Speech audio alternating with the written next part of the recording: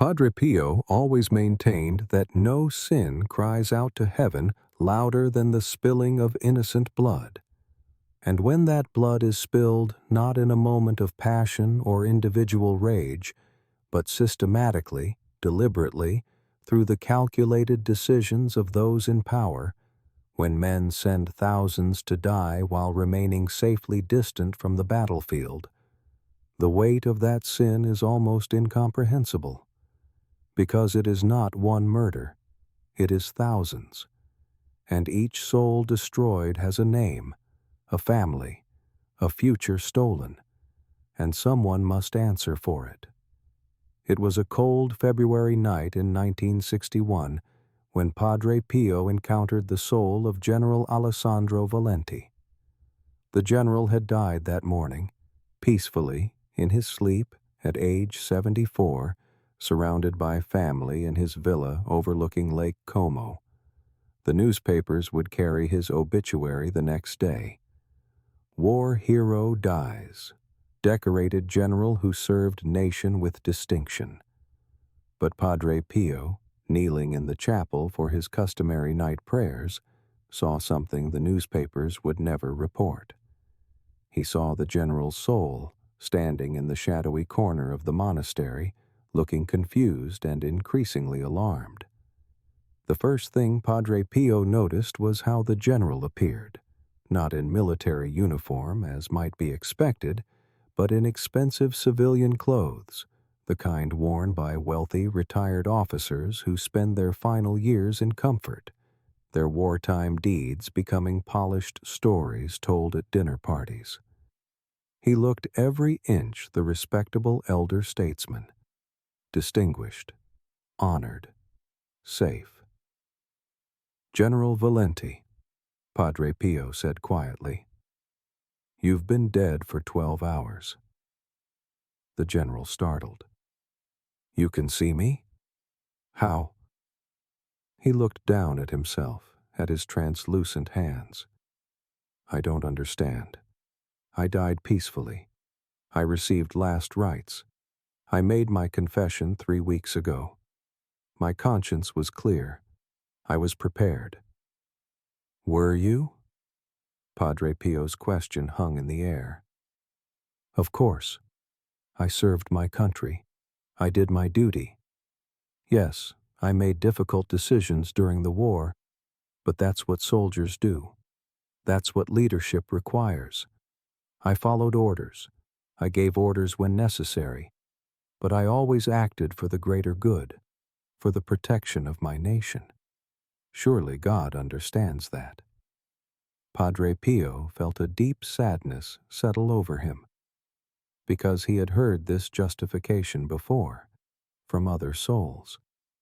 The comfortable belief that political necessity exempts one from moral accountability, that serving one's nation absolves the sin of taking lives, that following orders, or giving them, creates a shield against divine judgment. "General," Padre Pio said gently, "before you go further, you need to understand something. You are about to face the particular judgment, and everything you believed about your actions, every justification, every rationalization, every "I was just doing my duty," is about to be examined by the one who sees not political necessity, but human souls. Each one precious, each one beloved, each one whose death demands an accounting." The general's face darkened. "Are you saying that serving one's country is a sin? That soldiers and generals are automatically condemned? That's absurd. Even the Church has doctrine about just war. I fought in a just war. I protected my people from aggression. I did what was necessary." "Did you?" Padre Pio asked. And before the general could respond, the chapel dissolved into something else. The particular judgment had begun. What manifested before them was not a courtroom or throne room, but something more terrible, the battlefield. Not as generals see it, as maps with colored pins, as casualty reports with numbers, as strategic objectives achieved or failed, but as it truly is, as the soldiers experienced it, as the civilians caught in its path endured it. General Valenti found himself standing in mud and blood, surrounded by the broken bodies of young men. Boys, really, most of them barely 20 years old. He recognized the battlefield. Monte Cassino, 1944. One of his most celebrated victories. The battle that had earned him his highest decoration. But now he was seeing it differently. He saw Private Giuseppe Marini, 19 years old, dying slowly from a stomach wound, calling for his mother for 6 hours before death finally came. He saw Lieutenant Franco Russo trying to hold his intestines inside his body after an artillery shell hit, begging his men to shoot him because the pain was unbearable. He saw Corporal Antonio Serra, face blown away by shrapnel, still technically alive, but no longer recognizably human, dying in terror and agony. "I ordered that offensive," General Valenti whispered, horror creeping into his voice. "But it was necessary. We had to take that position. The strategic value ... quote, was it worth their lives?" The voice came from everywhere and nowhere. Christ himself, present in judgment. Giuseppe had just gotten engaged. Franco was studying to be a doctor. Antonio was the sole supporter of his widowed mother and 3 sisters. "Tell me, Alessandro, was your strategic objective worth their futures, their families, their souls cut short before they'd barely lived?"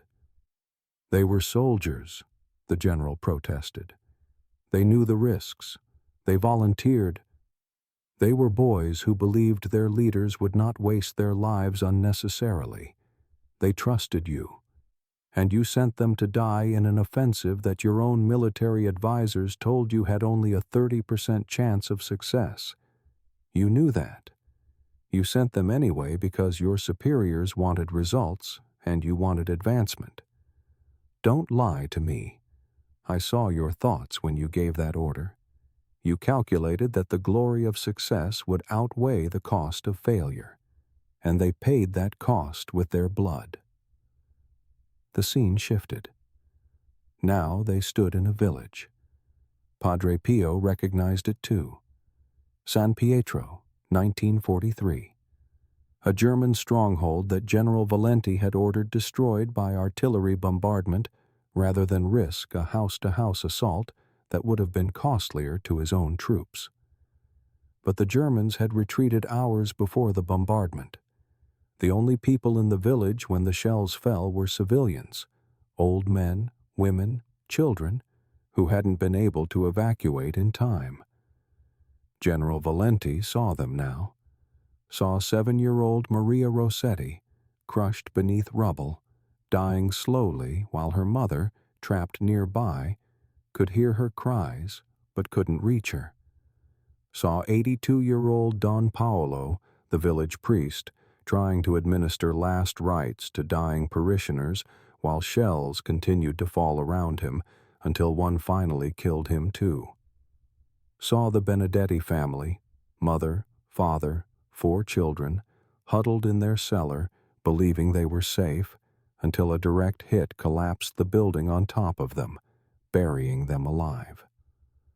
43 civilians died in that bombardment, Christ said. None of them were combatants. None of them were threats. You didn't even verify that enemy forces were still in the village before you gave the order to fire. You simply assumed. And 43 people died because you didn't want to delay your advance by half a day to confirm intelligence. "It was war."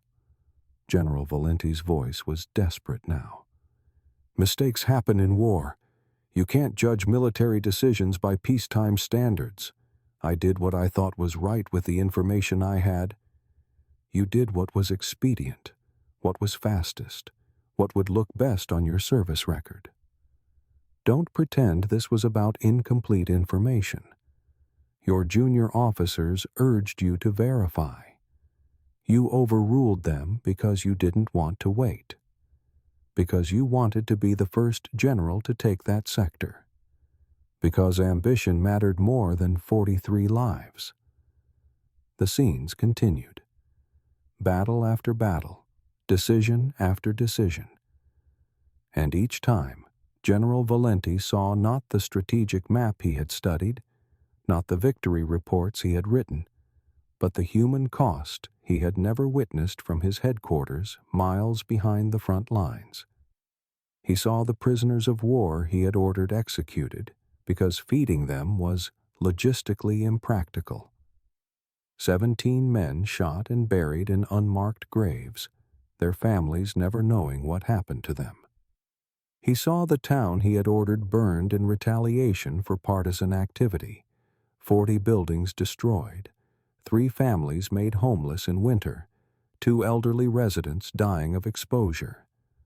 He saw the retreat he had ordered too slowly, leaving an entire company cut off and surrounded, every man killed or captured because he had hesitated to admit his offensive had failed. And through it all, Christ forced him to see what he had never allowed himself to see in life. That every pin on his map represented a human soul. Every casualty report was someone's son, father, brother, husband. Every strategic decision had a cost measured not in abstract numbers, but in actual people with names and faces and families and futures that were ended by his choices. "How many died by your orders, Alessandro?" Christ asked. I don't know. Thousands.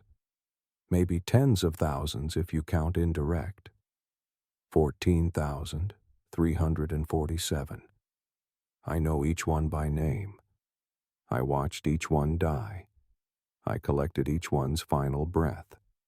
And now you will do the same. You will see each face. You will know each name.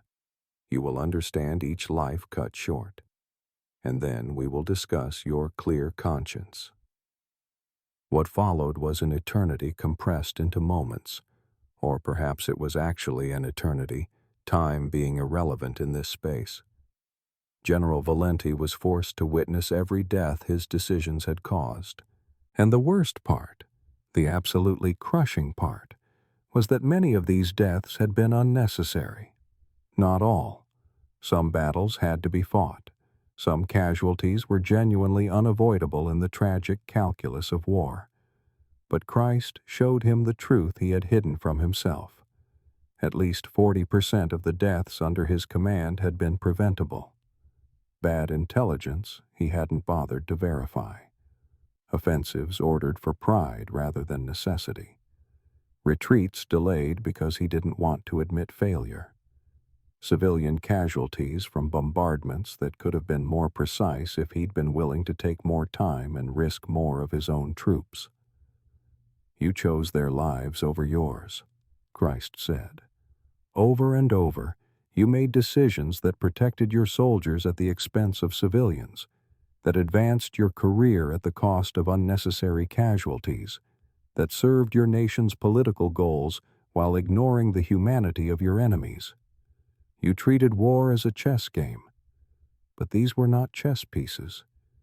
They were my children, all of them, even your enemies. Even the soldiers you killed were my children, and I loved them as much as I loved your Italian boys. General Valenti fell to his knees, or the spiritual equivalent. The weight of 14,000 souls was crushing him. "I didn't know," he sobbed. "I never saw it like this. From headquarters, it was all maps and reports and numbers. I never saw their faces, never heard their last words, never understood." "Because you chose not to," Christ interrupted, and his voice was not angry but infinitely sad. "You could have visited field hospitals. You could have walked battlefields after the fighting ended. You could have attended funerals, met widows, looked into the eyes of orphans. Other generals did. But you stayed away, because seeing the cost would have made it harder to give the orders, easier to remain distant, to preserve your clear conscience by never confronting the reality of what your decisions meant. I'm damned then. It wasn't a question. General Valenti said it with the certainty of a man who had finally seen himself clearly and knew he deserved condemnation. But Christ's response was unexpected. That depends. Do you understand now what you did? Not the justifications you told yourself, not the rationalizations about duty and necessity, but the actual, because that's what heaven is, the place where even the worst sins can finally be healed, where even the most grievous wounds can be forgiven, where even a warmonger can be restored, if he truly repents. General Valenti wept tears of gratitude and grief so profound that Padre Pio, watching, wept with him. Then Christ spoke one final time, and these words were directed at Padre Pio. Tell those who will come after. Tell the generals and politicians and leaders who think power insulates them from judgment. Tell them that I see every casualty report not as numbers, but as names. That I know every widow's grief, every orphan's loss, every mother who buried her son because someone far from the battlefield made a choice that seemed expedient at the time. Tell them there is a price for every unnecessary death, and it will be paid, if not in this life, then in the next. Tell them that just following orders is not a defense before me, that national interest does not justify atrocity, that collateral damage is a phrase invented by those who need to sleep at night after killing innocents. Tell them I remember every name they forget, collect every tear they never shed, and will require an accounting for every soul whose death could have been prevented, but wasn't. But also tell them, it is not too late while they live. Alessandro's damnation was not sealed until his heart stopped. While breath remains, repentance is possible, change is possible. A general who sees his soldiers as sons, who weighs lives above objectives, who accepts setbacks rather than waste human beings, such a leader can still serve his nation without selling his soul. And then General Valenti was led away to his long purification, carried by angels who mourned both his sins and the suffering they had caused. Padre Pio remained in the chapel until dawn, shaken by what he had witnessed.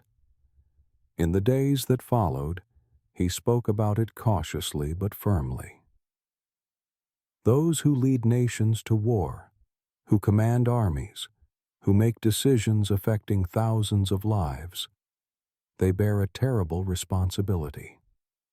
Not all war is avoidable. Sin exists in the world, and sometimes it must be opposed by force. But those who wage war must do so with trembling, with the constant awareness that every soldier lost, every civilian killed, every family destroyed is a soul for which they will answer. Power does not exempt you from judgment. It increases your accountability.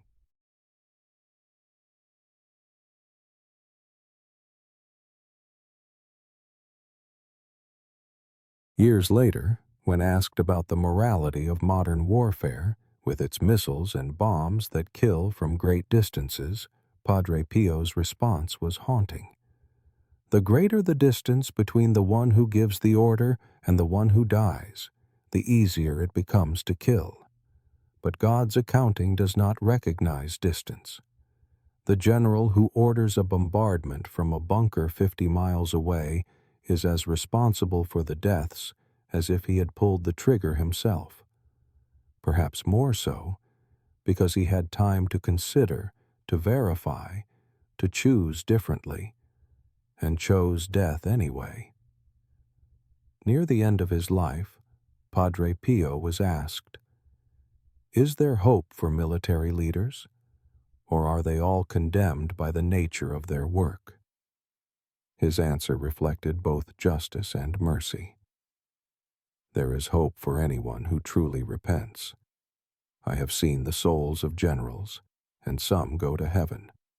Those who genuinely tried to minimize casualties, who saw their soldiers as human beings, who made difficult choices with trembling rather than callousness, who bore the weight of command as a burden rather than wearing it as glory. But I have also seen generals in purgatory and, yes, some in hell, those who treated human lives as expendable resources, who chose ambition over ethics, who slept soundly after ordering unnecessary deaths. The difference is not whether they fought wars, but how they fought them, with what spirit, with what regard for human life, with what willingness to accept personal cost rather than demand it from others.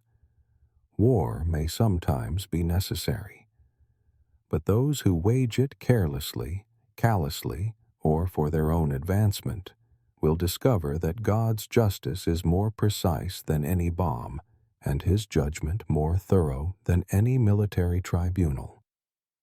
This is what Padre Pio witnessed: that power does not protect from judgment, that following orders does not absolve moral responsibility, that every life taken demands an accounting, but also that even those who bear the weight of thousands of deaths can find mercy, if they truly repent, if they finally see the human cost of their decisions, if they accept the purification necessary to burn away the callousness that made such sins possible. For those who lead, tread carefully, for every decision is witnessed, every casualty is counted, and one day you will see each face and know each name.